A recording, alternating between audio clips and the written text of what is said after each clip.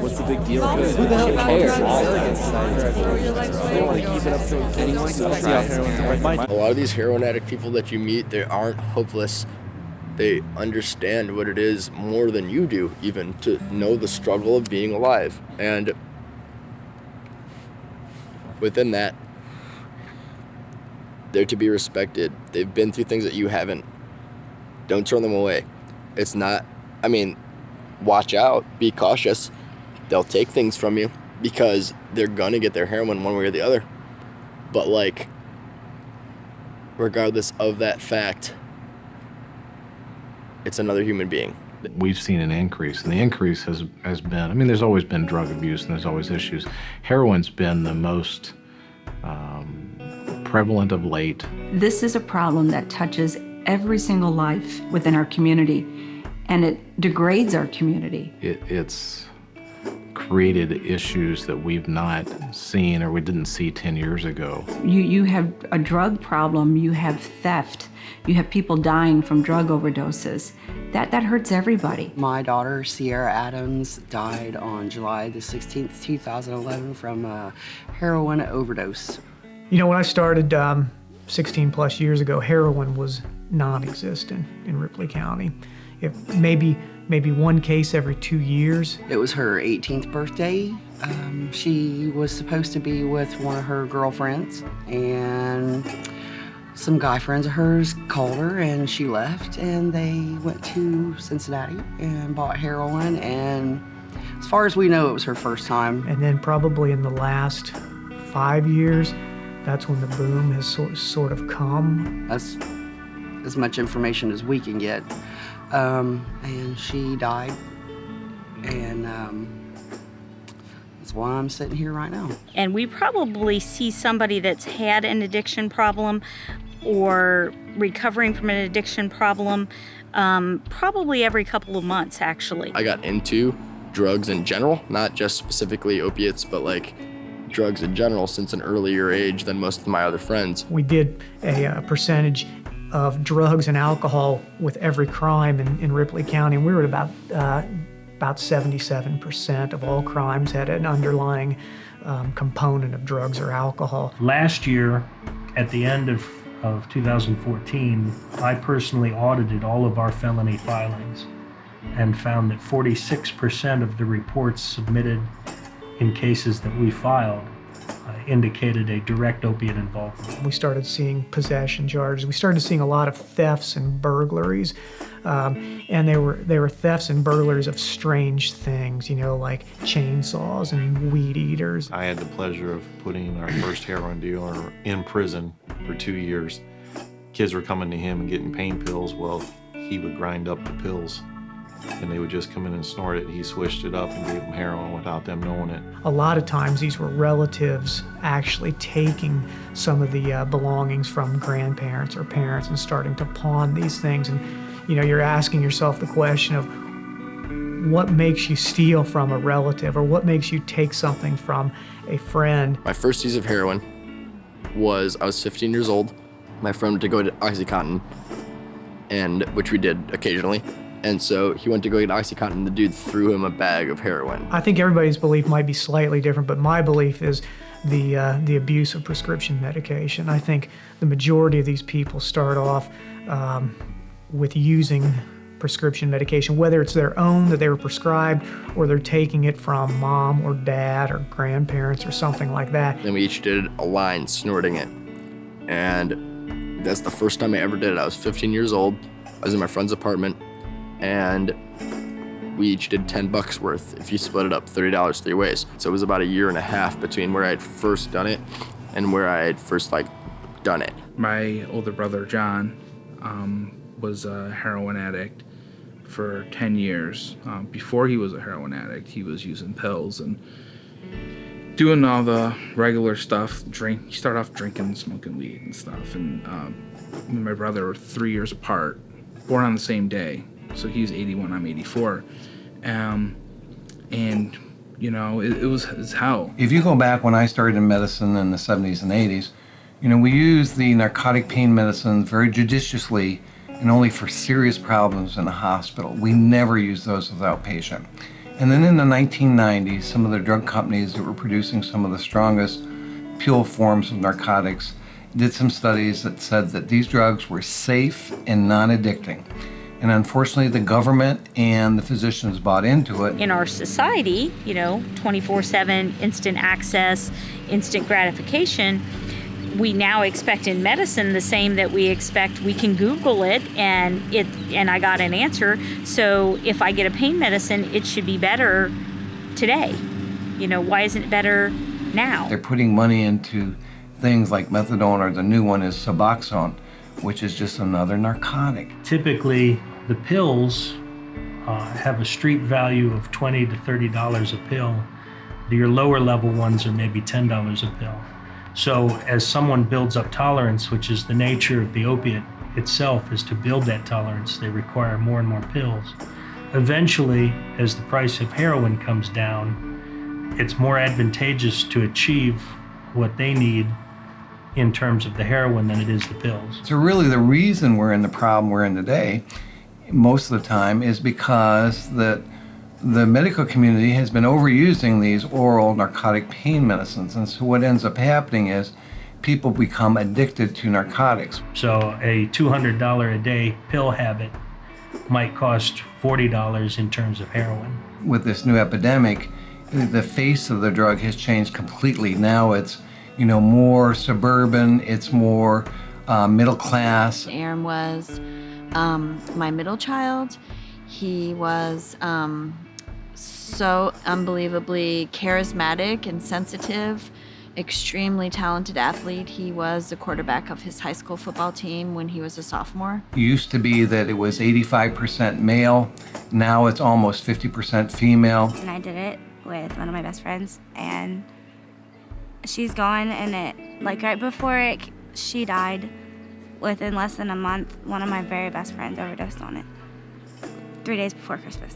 I think it's probably reached an epidemic proportion here in southeast Indiana, not just Ripley County, but the surrounding counties in this area too. 1 out of 6 people use drugs inappropriately in the United States. 1 out of 6. You got 6 people in your family, 1 of them is using drugs inappropriately. 1 out of 30 people is addicted to drugs in the United States. 30 people, somebody who's addicted. Aaron was just 2 months into his 20th birthday year when he overdosed on heroin. The thing I fight the most is everybody says something like, well, it's one less drug addict. Why should we care? Are you kidding me? That's not a drug addict. That's a person. That's someone's son, that's someone's daughter, that's someone's mother, that's someone's father. To me, a lot of times it gets the stigma of, well, they made their choice, they need to live with their choices. That's not always true. You're constantly worried about that person, because the end result, there's 3 things. It's you get sober, you go to jail, or you're dead. Probably about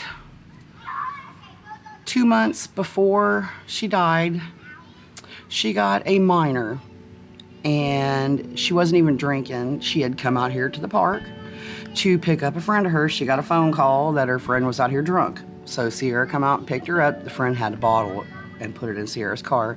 So the cops stopped them, and Sierra got a minor because there was an open container. Well, then 2 weeks later, she was at Greensburg at a party and got a minor. I grew up here in Greensburg. We actually lived in the town until I was 12, and then we moved out to the country, which is only 10 minutes away from where we're at now. And we lived there for 7 years. And I was in public school until after 9th grade, and then I did homeschooling. And then in the last year, I've been in, out of a treatment center in Michigan, gone through all this stuff. I've lost 2 friends in the last 7 months, and I didn't graduate. I got distracted and sidetracked. I got sick because I'm pregnant. I don't have my diploma. I don't really have anything to show for the last couple of years. So within 2 weeks, she got 2 minors. So we had to go see the probation officer over in Ripley County.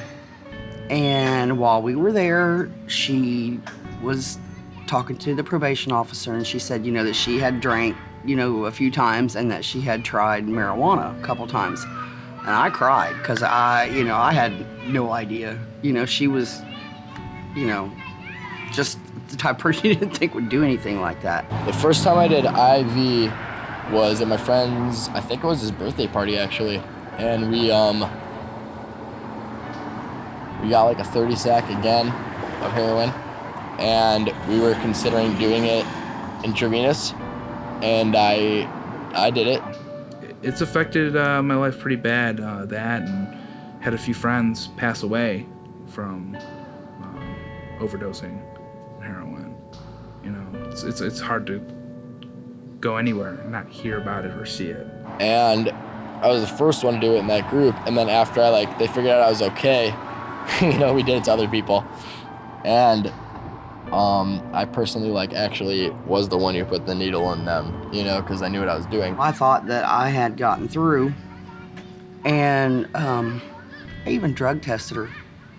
Not because I thought she was doing anything, but because of the boy that she liked. I knew that he had been on drugs before, but supposedly he was clean at the time. And hers came back good. That was 6 weeks before she died. Because at that time, my parents were just divorced, and my dad was living here for a while, but he just moved out, and my mom and dad would go through his stuff occasionally because they'd always find pot and stuff, and so they went through his stuff and they found syringes this time. She wanted to know if she'd come get her birthday money because she was going to stay all night with her friend, and they were either going to go to Kings Island or they were going to go shopping. So I said, yeah. So her and her friend come over and got her money, and they were, there at the house, and I kissed her goodbye, and that was the last time I seen her. And so, of course, he tried to play it off and, lie about it. But I remember the shouting matches and shit. I was working on my car actually out in the driveway, and they found that, and I was just it's devastating, man. I was going to Indianapolis to hang out with Victoria, and we were supposed to just hang out and smoke. We were at a Motel 6, which was right beside two gas stations, which I was frequently going back and forth from for her. But she was staying in this motel and she was stripping. And I really didn't she told me she was doing that, and I didn't know about Wesley, that was her fiance. I didn't really know anything about the lifestyle that they led. And I had just come back from being in Michigan 2 months before I went there to be with her, and she had heroin and cocaine and asked me which one I wanted to do. And of course, I wanted to do cocaine because that's one of the things that I went to Michigan for, but her boyfriend told me that if I didn't do one of them, he was gonna hit me. He was a total loser. And I ended up snorting heroin, not knowing what it was, and not knowing which one I did at first, and I spent the next 20 minutes outside puking over the railing. It's deserved to be treated like a sickness, just as much as something like bipolar illness or schizophrenia is. These people really, some of them, not all of them. I don't know how to determine the area between who can and who can't, but can't control themselves, really. And it's not, for me at least, it was because of my past, but it doesn't necessarily mean that that's the truth for all cases. And I don't know, no one does about why. Behavior change that I saw was very short temper, really irrational short temper, and a lot of vomiting. He wasn't living with me at the time, but I knew he was calling in sick a lot. And this one particular day that I really questioned his behavior, he happened to be at my house overnight and was sick in the morning, couldn't go to work, and people just don't get sick like that on a regular basis. I think that most of the time it is not what they are coming to see you for. They're coming to see you for their insomnia, their depression, their anxiety, their heart palpitations, their shortness of breath. But growing up here, our brothers were in a lot of trouble, and they did those things, so we knew about it. We've always been exposed to it, familiar with it at least, but it never really affected us until like everybody started dying from it. You start to uncover their sleepless nights, what they've been doing to cope or deal. The next morning, me and my mom both were trying to call her and tell her happy birthday. She wasn't answering her phone, but kids stay up late, you figure, okay, blah, blah, blah. So she still wasn't answering, but the kids these days, they sleep till 1, 2 o'clock in the afternoon. So I wasn't too concerned until it was getting like, 1 o'clock and she wasn't answering still. Very rarely are they presenting, unless of course it's in an urgent situation, an overdose situation, to the ER, their family's dragging them in. Do they present with, hey, I think I have a heroin problem? Well, then the friend that she had stayed all night with called me and said, have you heard from Sierra? I can't get a hold of her. And I said, what do you mean? She was supposed to stay with you last night. After he went to treatment in 2012, he was clean for a while, living with me, and I know that he was clean. He moved back to his dad's in August of 2013, and I don't know at what point he started using again, but I know that his friend, because I asked him, and his friend shared with me, he didn't even want to get high anymore. He just didn't want to be sick. And he couldn't ask for help again, which is, a pride thing, and it breaks my heart. You never think about, like, oh, they're gonna die, but you never really, like, put yourself there until it happens. I remember when it happened, I was working from home, and I got a call on my cell phone from my mom saying that John was in the hospital, and I'm just like, well, he's in and out of the hospital all the time, from drugs or fighting or whatever. So, I sign off, I get done with work. I got done at like 3:30 in the afternoon, and I say, well, what's up? And she's like, well, he's in a coma. I'm like, oh shit, this is serious. And within that, like, the immediateness of it was like just such a like grasping factor that I didn't realize at the time. Once again, I thought it was just like a experiment, you know what I mean? And at the time it really was. I honestly didn't know. It really does blindside you. That's what a lot of people don't realize about it. And I feel that's necessary for people to understand. And she said, oh, well, she left and she went with Dalton. And I was like, what? I go up to the hospital later, he's in a coma. Turns out he was going to work. He worked at a Chinese restaurant, like up the street, down a few blocks. He was in a Wendy's. Over there on 140th and Lorraine. And I guess a lot of people do heroin in there because inside, to lock the door, they have a barrel bolt lock that you could only unlock from the inside. How this is legal, I don't know. I would make excuses in my head. Like, it would essentially be like something that told me, like, I know you're doing it, but you're okay. You know what I mean? Like, you're all right. Like, everyone has their own weaknesses. And so we jumped in the car, and we were going on our way to Dalton's house, and we heard the ambulance coming. And I told my husband, I said, you gotta hurry, it's her, I know it. So he was in there, and he would mix, he was at the point with his addiction where he started mixing benzodiazepines with his heroin to get higher.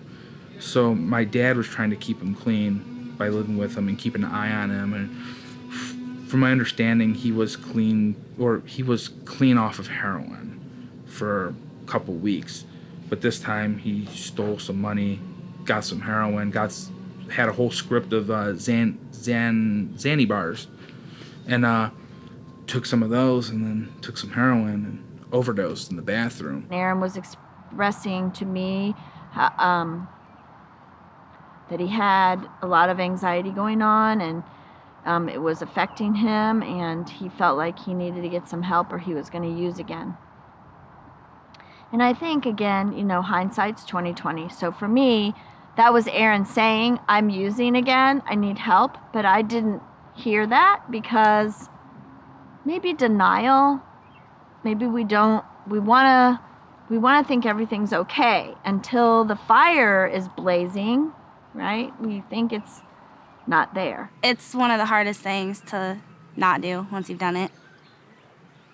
And I messed around with it quite a few times after I came back from Michigan, and after I left Victoria, I did a lot of stupid stuff. And right before Austin died, I was doing drugs with him.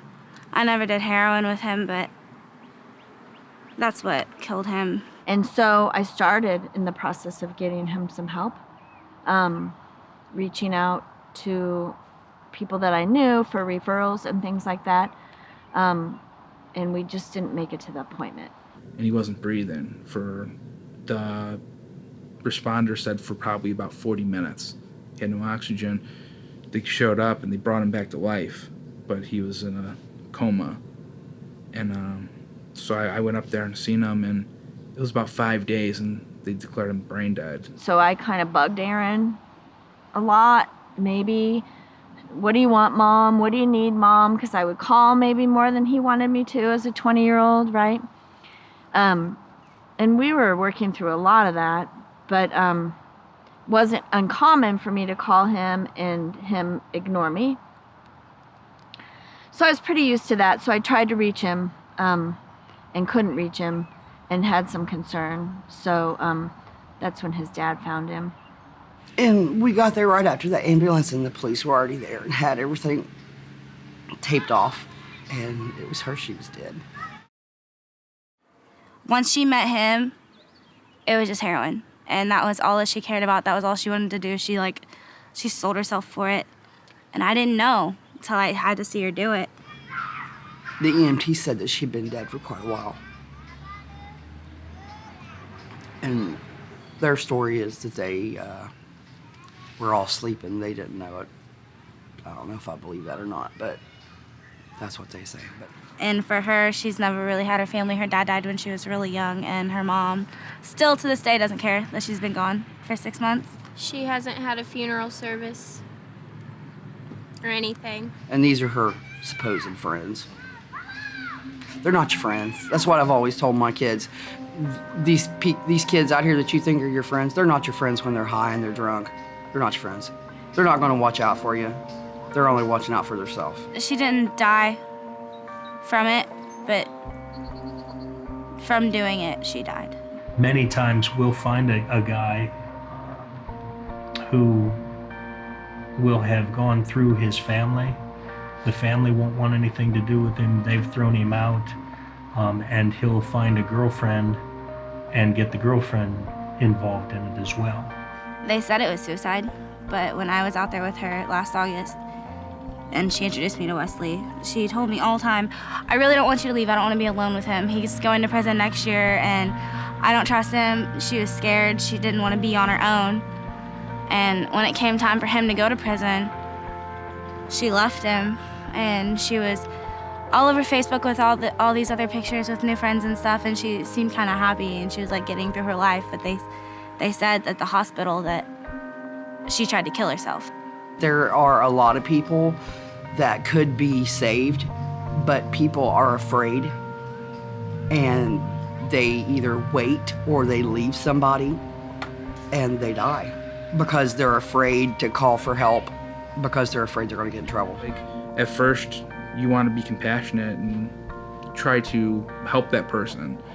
But after trying to help that person for years, what I did is I had to help myself. So I had to cut him and my dad. My dad wasn't on heroin, but he was on other drugs. I had to cut them out of my life. And, you still love that person and care about him, but you gotta care about yourself too, and you can't just let that person trample over you. I know she wouldn't do that.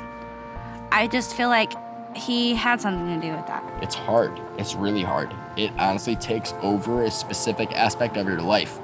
That warmness, that maternality, that actual clutching onto you and holding onto you and making you warm at night feeling is a hard thing to replace, even with a beautiful, loving girlfriend. That's saying a lot. Dalton's mom is a nurse. She was there in the house. You think it'll never happen to you, but it does, and it's hard because you kind of can't forget it when someone rapes you when someone hits you, when someone threatens you with a gun, with no gun, just by threatening you. It's scarring. And it's hard to remember that you could have changed that, but you didn't. And now the fact that you didn't change it, your friend's gone. It's the worst 5 days of my life. Just sitting in the hospital, you're just sitting there watching your brother breathing by a machine. It's bad. And anyone out there, they think, oh, it's not gonna happen. No, it will, and it does. It does happen, It happened to me, it happens to a lot of other people. And I don't think enough people speak out about it, so I'm gonna do everything I can to try to speak out. Because I was really close with Austin.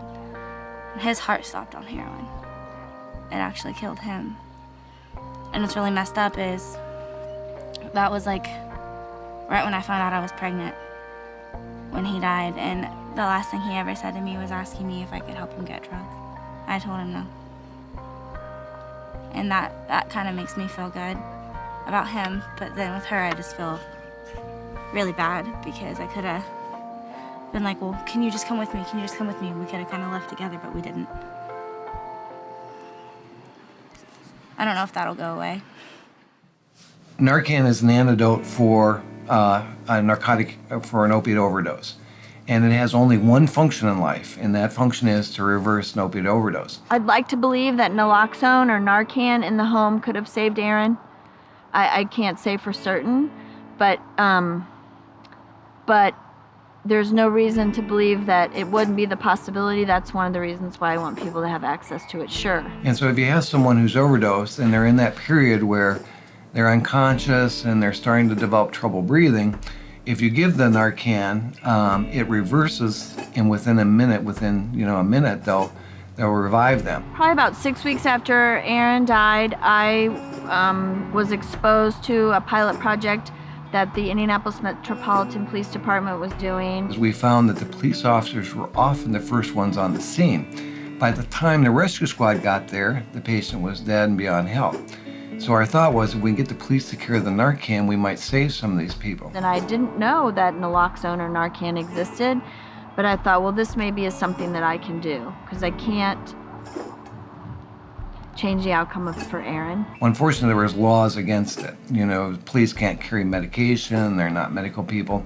And so we went to our local state legislature, Gail Manning, and she proposed a law through the state of Ohio making Lorraine County a pilot project to allow police officers to carry Narcan and give it. What we really need is what we call layperson access, which means that naloxone's available to users by prescription still, but nevertheless easier to get access to. We started back in 2013, started the project, and saved, in the first year, they saved 60 people.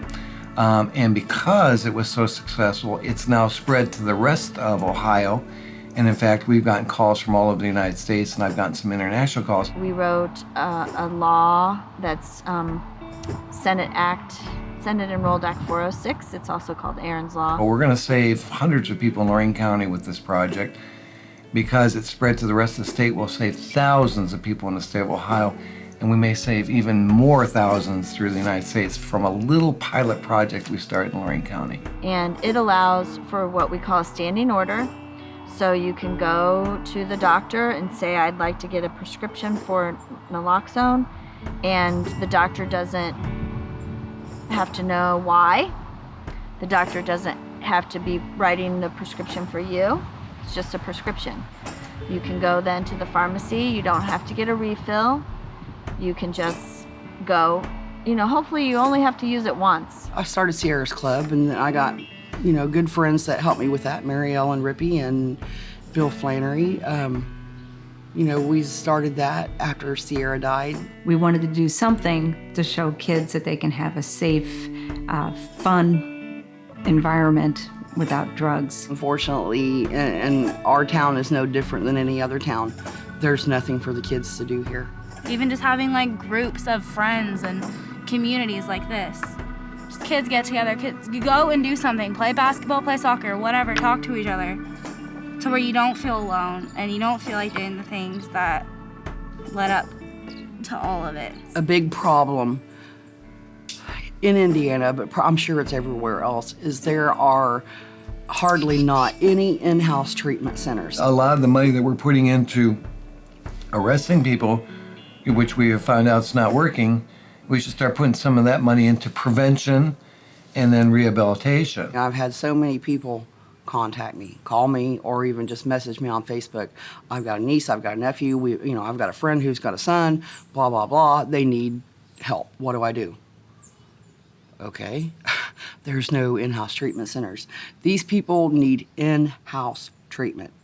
Going to counseling and going back out on the street does not do any good because they're right back out where everybody's doing it. They need to be in-house, like on a 90-day program at least, to actually have a fighting chance of getting off these drugs. You can't just put them back out on the street with, without a life vest on, basically. I mean, you're sacrificing them. So where do you send them to? And most insurances don't want to cover it. And a lot of these people don't have the resources to pay for it, and so it would have to come out of the government toll, kind of thing to pay for it. And for whatever reason, the government doesn't mind spending billions of dollars on the war on drugs, but they don't want to spend very much money on the prevention and the rehabilitation of people with drug problems. We need to change legislation. We need to start putting petitions to the state government, to the federal government, saying we need funding for these programs and we need them now. We need them in our states. There's an aspect of curiosity that needs to be settled for some people. There's an aspect of comfort that needs to be settled for some people, but this is not the way. You need people that are not afraid to put you in your place when you need it, or lift To tell you what when you you're need down. to hear. You need to hear what you need to hear, regardless who it comes from. You need to hear it sometimes. Yeah. That helps too. Because before, when I had drug problems and everything, there's things that I need to hear that I would not listen to, and if anybody told me, I would reject it in every way possible. I mean, I do believe that whole talk to your kids message, know who their friends are, be involved, ask the questions, search in their room. It's okay.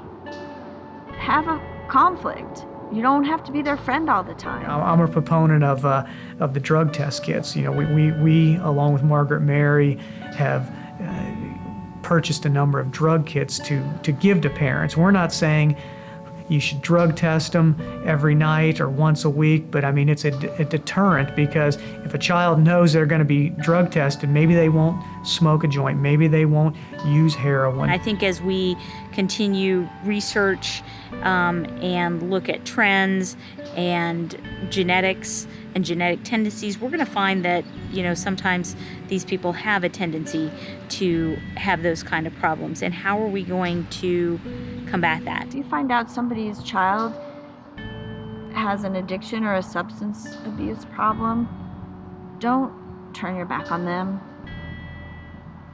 We need to keep talking about it. A lot of people are affected by these kinds of things. Families are. And even families who didn't struggle with the habits themselves, but they lost ones who did. They need comfort too, and they need people to support them in moving on with their life. I need that, Anybody can do it. Anybody can die from it. It's not something that you should be embarrassed about.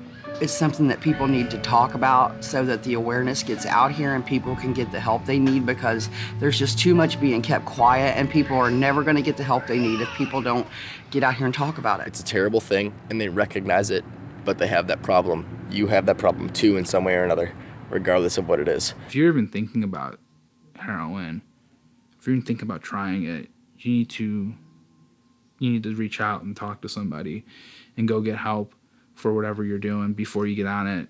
Don't use it. Don't even do it. If you're on pills or whatever, go get help. Don't make that cross to heroin, because once you get on that, it's like a one-way trip to the coroner's office, just about. It's something that gets really close to your heart really quick, and within that, it's more than a drug.